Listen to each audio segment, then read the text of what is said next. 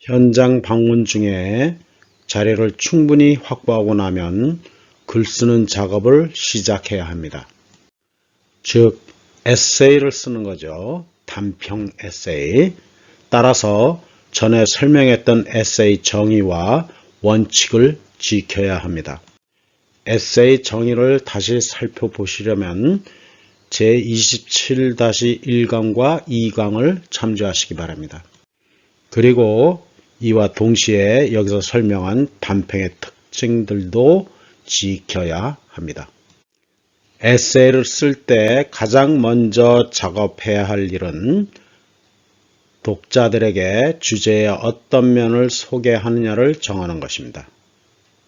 다시 말하면 주제문을 작성하는 일입니다. 작가는 글의 대상을 독자들에게 소개할 때 그 대상에 두드러진 특징들이 말하는 한 문장을 정해야 합니다. 이 중심이 된 아이디어가 주제문이라 불리죠.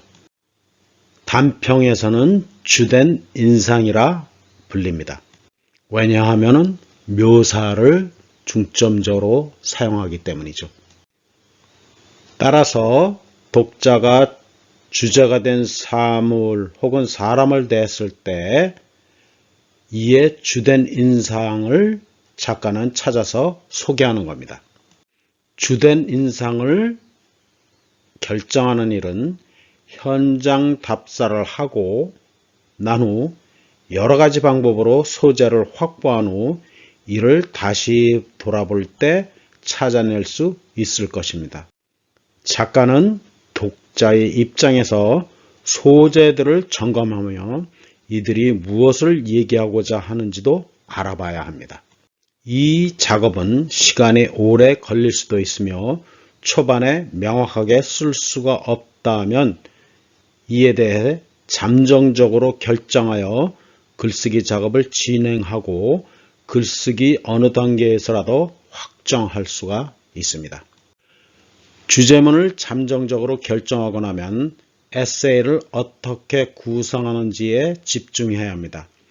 글을 짜임새 있게 구성하는 일은 작가가 독자에게 어떻게 하면 효과적으로 글의 의미를 전달하느냐에 대한 작업입니다. 중구난방으로 소재를 나열하면 독자들은 그 뜻을 이해하기가 어려울 것입니다.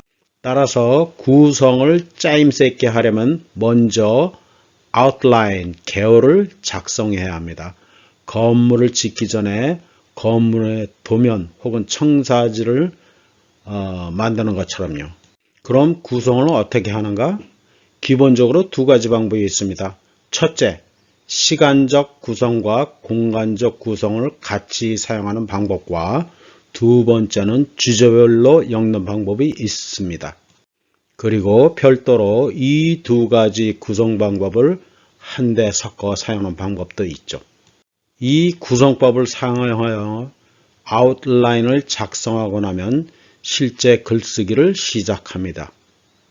그리고 이 글쓰기는 초안 작성, 개정, 그리고 탈고 작업으로 이어집니다. 탈고가 끝나면은 글이 완성이 되는 거죠. 이번에는 아웃라인과 에세이 구성법에 대해 알아보겠습니다. 먼저 시간적 구성과 공간적 구성입니다.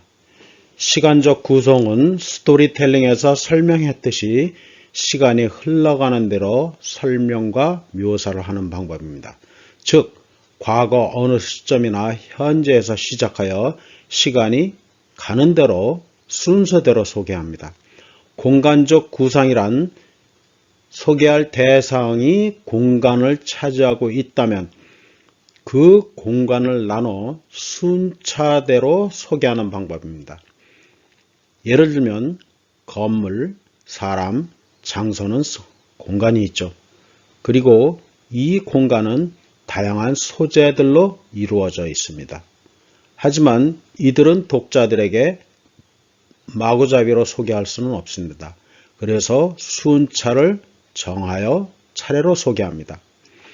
건물을 소개한다면 앞면을 먼저, 그리고 건물에 들어서면서 로비부터 시작하여 로비 오른쪽 혹은 왼쪽, 오른쪽으로 돌아가며 소재들을 소개합니다. 로비가 끝나면은 건물 내 다른 장소로 이동하여 차례로 소개를 합니다. 사람이 대상이라면 머리부터 발끝, 위, 아래로, 아래, 위로 차례로 정하여 소개합니다. 이 구성법의 키포인트는 작가가 독자를 이끌어야 한다는 거죠. 독자들은 건물 내부에 대해서 아무것도 모르니까요. 우리는 이를 공간적 구성이라 합니다. 시간적, 공간적 구성을 같이 사용한다면 시간이 가는 대로 공간을 차례로 소개하면 되겠습니다. 명심해야 할 점은 작가는 독자를 어디로 이끄는지를 반드시 알려주셔야 합니다. 다음은 주제적 구성이 되겠습니다. 주제적 구성은 우리가 익히 배워온 구성이죠. 주제문을 중심으로 에세이를 구성하고 서론에서는 에세이의 어떤 소재를 다룰 것인가를 소개하고 본문 각 문단에서는 주제문에 연결된 소주제문을 소개하고 이를 설명, 묘사하고 그 후엔 구체적인 예를 보여줍니다. 결론은 물론 다시 주제문을 상기시키는 최선의 예를 혹은 대화를 혹은 묘사를 하여 특징을 보여줍니다. 주제문에 대한 두드러진 특징을 말이죠. 혼합 구성법은 위의 두 구성법 모두를 사용하는 방법입니다. 즉 시공간 그리고 주제적 구성법을 함께 말이죠. 구성이 좀 더 복잡하겠죠. 그래서 이 구성법은 짜임새가 정교함을 보여주려고 할 때 사용합니다. 그러니 글쓰기 전에 아웃라인 단계부터 구성에 많은 시간을 할애해야 하겠죠. 그럼 단평의 개요 작성에 대해 알아보겠습니다. 개요는 잠정적 주제문을 결정하고 난 후에 작성합니다. 에세이 쓰기에 필요한 모든 소재들을 현장에서 수집한 자료로부터 선택합니다. 그리고 작가의 롤과 관점은 작성 시에 아웃라인 작성 시에 확정되어야 합니다.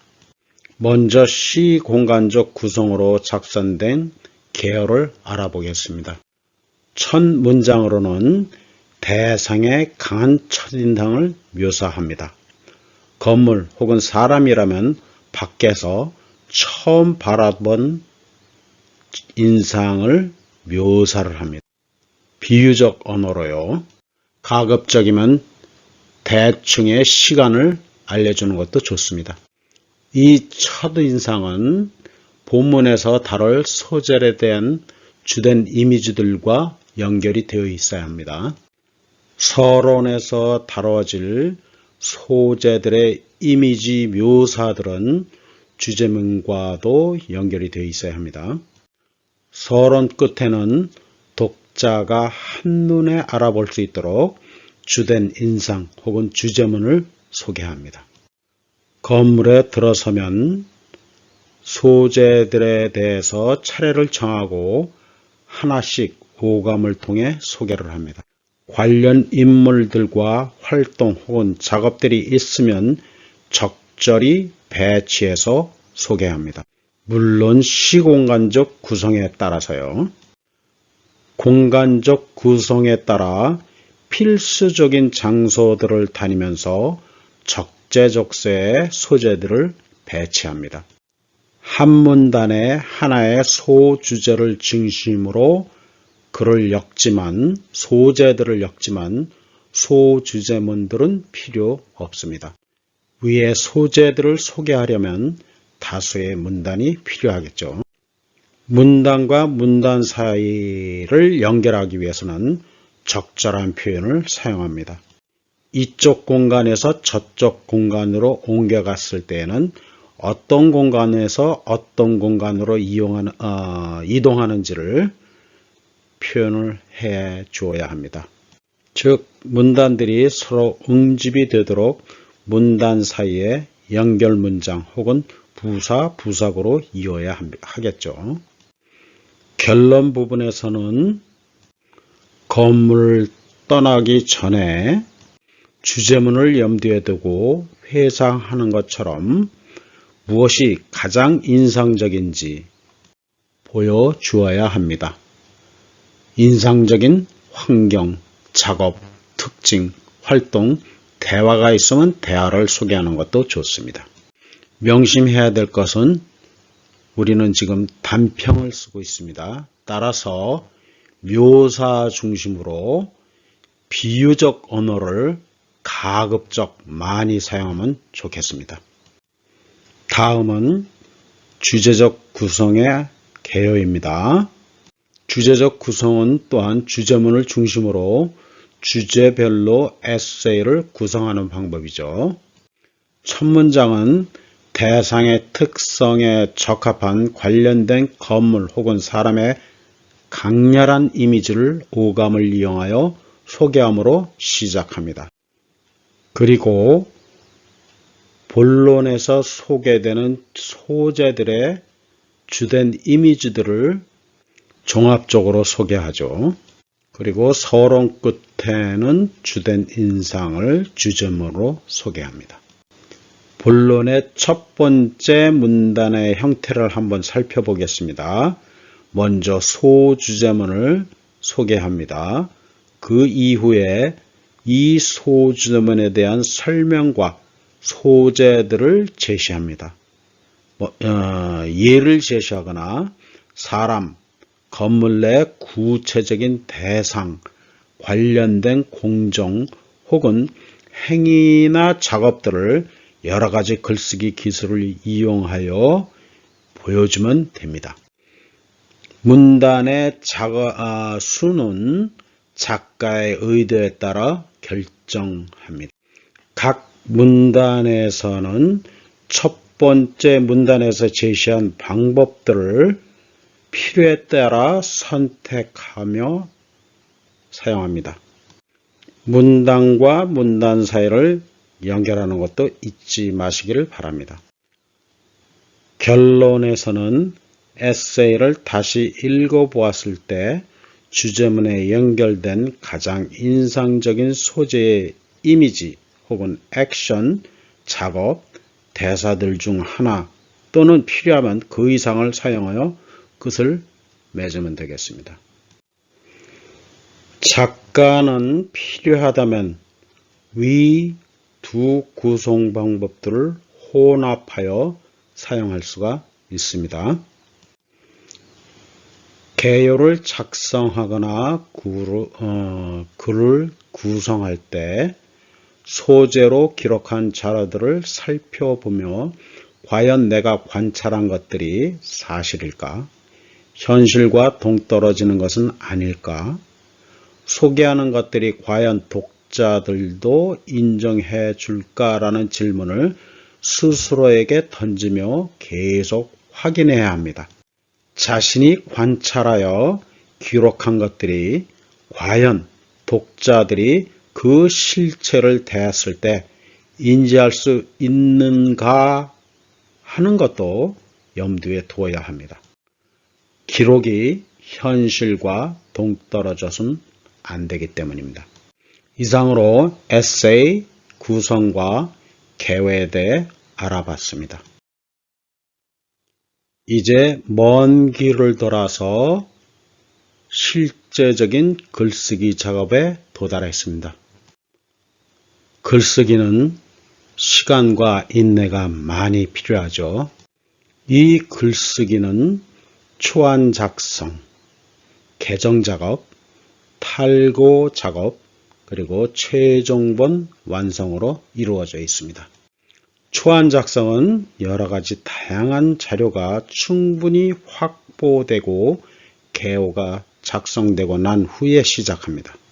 그렇지 않으면 글쓰기를 어떻게 할지 몰라서 그저 멍하니 컴퓨터 화면을 바라보거나 펜을 잡고 종이 위에 그저 끄적거릴 뿐입니다. 때로는 머릿속이 하얘져 생각이 떠오르지 않는 상태가 되어버리는 경우도 있죠. 우리는 이를 writer's block 이라 하죠. 이런 작가의 가로막힘은 여러 가지 요인들에 의해 발생합니다. 생각에 아예 나질 않다던가, 자료가 없다던가, 자료는 많은데 어디에 초점을 맞춰야 할지 모른다던가, 심리적으로 불안정한다던가 등등 작가의 상황에 따라 그 요인이 다릅니다. 이 작가의 가로막힘을 탈출하기 위해서는 우선 자리에서 일어나 가급적 아무것도 하지 않고 글쓰기를 잊고 충분히 쉽니다. 충분히 쉬고 나서 뒤돌아보고 그 원인을 찾아내어 이를 제거하고 난 후 글쓰기를 다시 시작합니다. 글쓰기 준비가 되어 있지 않으면 글은 써지지가 않습니다. 초안 작성 작업은 주제문을 중심으로 자료들 중 최선의 것들을 골라내려 하는 자신과의 협상을 끊임없이 하는 과정입니다. 그리고 또 자신의 독자들이 글에서 무엇을 기대할 것인지를 예상하며 자료들을 배열합니다.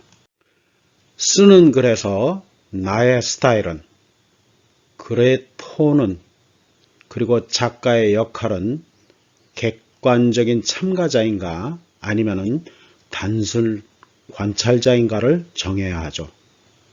물론 개요는 작성이 되어 있으니 여기에 맞춰 이 자료가 좋은가, 저 자료가 좋은가, 아니면 이들에 대해 어떤 구절이나 표현을 할까, 비교와 묘사가 적합한가, 글의 스타일은, 글의 톤은 중후한 맛, 농담조로 담백하게, 화려하게 등등 자료의 우선순위는 표현의 기술은 설명인가 묘사인가, 대사인가, 소재는 사람인가 건물인가 아니면 더 나은 소재가 있는가 등등 머리가 터지도록 생각을 해야 합니다.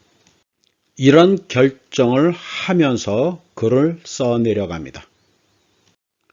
작가마다 다르지만 서론, 본론, 결론 이렇게 순차적으로 쓰는 사람들과 생각을 조각조각 써서 나중에 한꺼번에 읽는 작가들도 있습니다.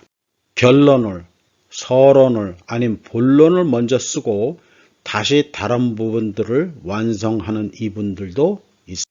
자신의 글쓰기 스타일이 어떻든 자신이 편한 방법을 택해 에세이를 완성합니다. 작가는 자료가 풍부해야 선택권이 넓어집니다. 자료가 없으면 글도 편협하게 써지게 되죠. 이렇게 초안 작성 과정은 오케스트라를 위한 교향곡을 작곡하는 행위와 같습니다. 작가의 능력과 경험을 바탕으로 다양한 자료와 이들에 대한 표현 선택, 배치를 종합적으로 이행해야 하니까요. 초안을 완성하기 전까지는 쓴 글을 읽고 또 다시 읽으며 일관성과 응집성을 염두에 두고 사용하는 모든 소재들을 하나로 묶는 작업도 병행해야 합니다. 이런 과정 중에 필요한 소재가 없다면 수집한 자료들을 즉 녹음, 비디오, 사진, 기록 등을 다시 살펴보던가 아니면 다시 현장을 방문해서 자료를 다시 만들어야 하는 경우도 생깁니다. 이런 방식으로 초안 작성을 완성합니다. 개정 작업은 자신이 쓴 글이라도 작가가 아니라 독자로서 다시 읽어보며 과연 에세이가 전달하는 이미지를 제대로 그려냈는지를 확인하는 과정입니다. 따라서 주제가 된 대상을 바라보면서 작가가 사용한 역할이 적절한지, 글 주제문에 따라 사용한 묘사들이 살아있는지, 구성이 계획한 대로 이루어져 있는지, 톤과 스타일이 제대로 구사가 됐는지, 사람 그리고 사물들의 이름들이 구체적으로 사용됐는지, 장문의 기술들이나 오감들을 이용한 표현들이 적절히 구사가 됐는지, 비교 혹은 대조를 사용했다면 적절히 사용했는지, 대화를 적재적소에 삽입했는지 등등 에세이의 근본적인 문제들에 대해 점검하는 과정입니다. 다시 말하면 에세이의 주제문을 중심으로 전체 그림을 확인하는 과정입니다. 편집 탈구 과정은 지엽적인 문제들, 긴 문장을 단어수를 줄여서 짧게 표현할 수 있거나 맞춤법, 철자법, 띄어쓰기, 단어 선택 등 문법이 틀리거나 표현이 적절치 않거나 하는 것들을 고치는 작업들입니다. 개정 작업이 문단을 중심으로 이루어진다면 편집 작업은 문장을 중심으로 이루어집니다. 따라서 글을 천천히 읽어가며 글을 세련되게 다듬어 가야 합니다. 소리를 내며 읽으면 틀린 부분들이 더 쉽게 발견되어 있을 수 있으니 그리하도록 권장합니다. 교정 작업은 몇 번이고 읽고 자신이 판단하여 완성도가 높다고 여겨지면 출판을 하게 되겠습니다. 이처럼 글쓰기 과정은 복잡하니 어느 날 아침 일어나 아무 준비도 없이 컴퓨터 앞에 앉아 글을 쓰려 하면 글이 써지지 않는 것이 당연지사입니다.